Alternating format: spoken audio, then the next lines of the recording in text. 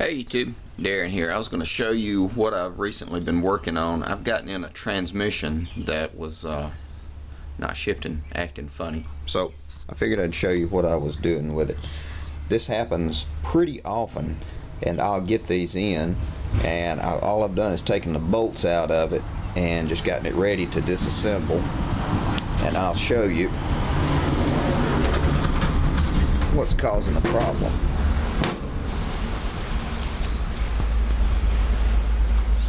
As these transaxles sit and grease is used inside them, the grease runs down off the metal and rust starts to form across the top of it. And so what I'm going to do is take this out. This, I think it's a shifting fork. I'm going to clean it, sand it, put it back in, re-grease everything, and put it back together. This is actually going in one that I'm working on for resale. It's just a little Murray 12 horsepower Briggs & Stratton, and I'll get it cleaned up, painted, and reconditioned, and then I'll get it out and get it ready to go. And there's another one I'm doing the same thing on. And so periodically I'll take some videos of this as I'm doing it, but you can see, actually let me step back and try to zoom in.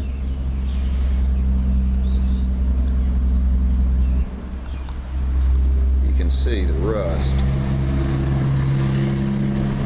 that is formed across the top right there. Now there is some surface rust right here on this shaft. It's not nearly as bad. It's not going to bind or cause a problem, but I'll go ahead and get that off as well, since this is something I'm going to be selling.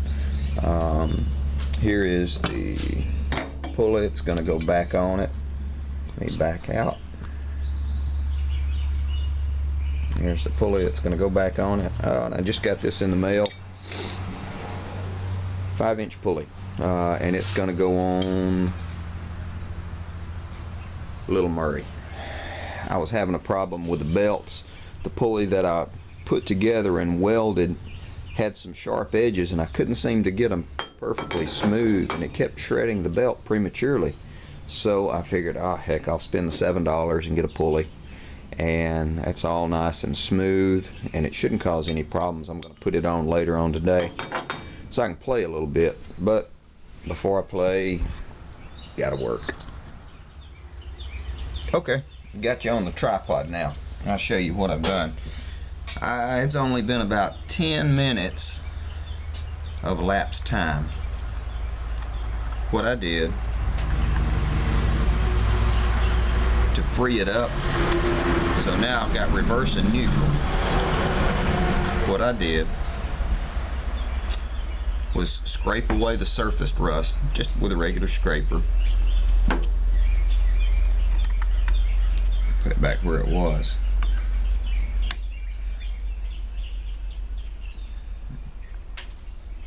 Took a slotted head screwdriver and just tapped, rotated it,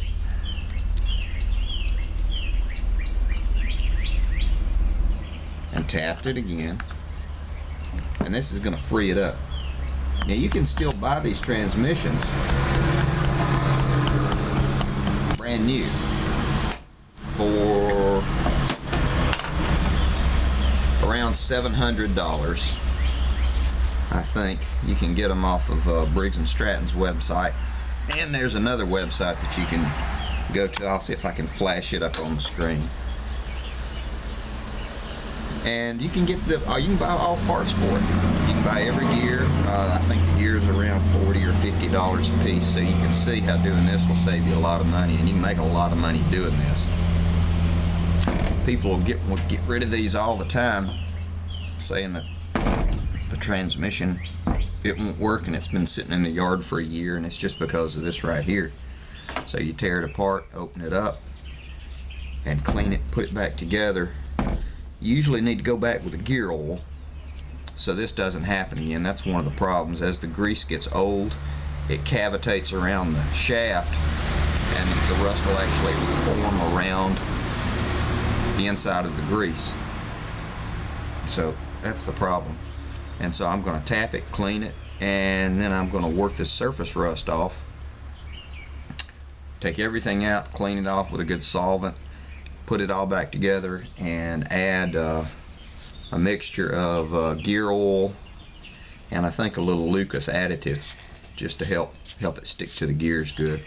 And then throw it back together, put this all together, and then sell it. That's it. Now, let me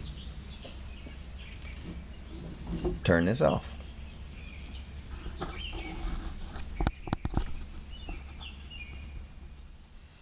And we're back. So I've got everything finished up and I've got it all lubed up. This is the stuff I use, and I don't know if you can see it, how well it adheres, but it really sticks, and especially even when it gets hot, it just doesn't let go. I mean, the shit's great. It'll ruin your clothes. There.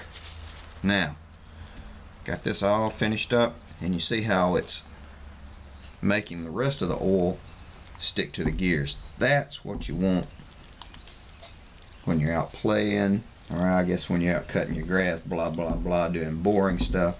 That's what you want when you're out playing in the mud. You want lubrication. You want it to adhere. You actually hear it. That's the good stuff. Hang on a second, let me back out so you can see this.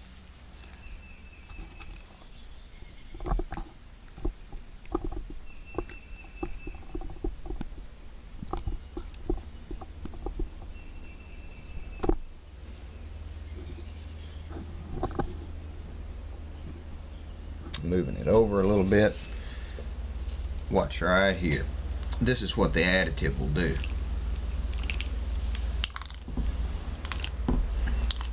That's good stuff.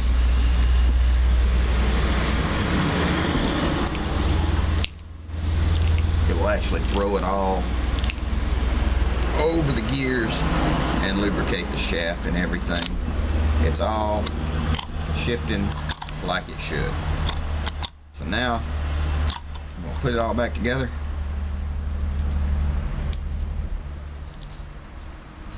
And be done. And that's it.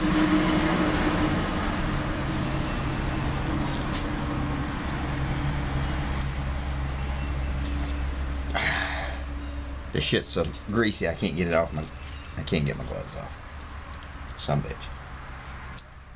Ah.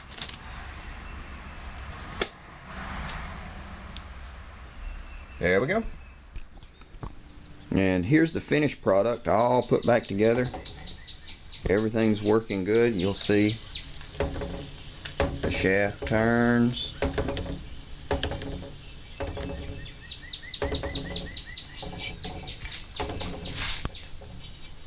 That pinion turns. That's the brake. It's all turning. Everything's good. Interestingly enough, on all these peerless Transaxles, there's going to be a serial number, of course, and let me zoom in on those. Right there.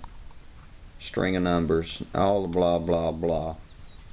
And then you will see STD 4, 5, or 6. Obviously the 4 stands for 4-speed, the 5 is a 5-speed, and the 6 is a 6-speed. Standard 5-speed. So that is that. The only difference between the 4, 5, or 6 is they put in an extra gear. I know that sounds pretty simple. You can take the gear, put an extra gear in, you can replace the chunks. Most everything is interchangeable, as long as there's not a spline. The ones with the splines are different. Somehow I've only done 1 or 2 of them, but these are easy to do now. It took about an hour, and I put it back in and be done with it. Now I drop it back in there, and then I'll test cut my grass and get it cleaned up. Throw it back out there.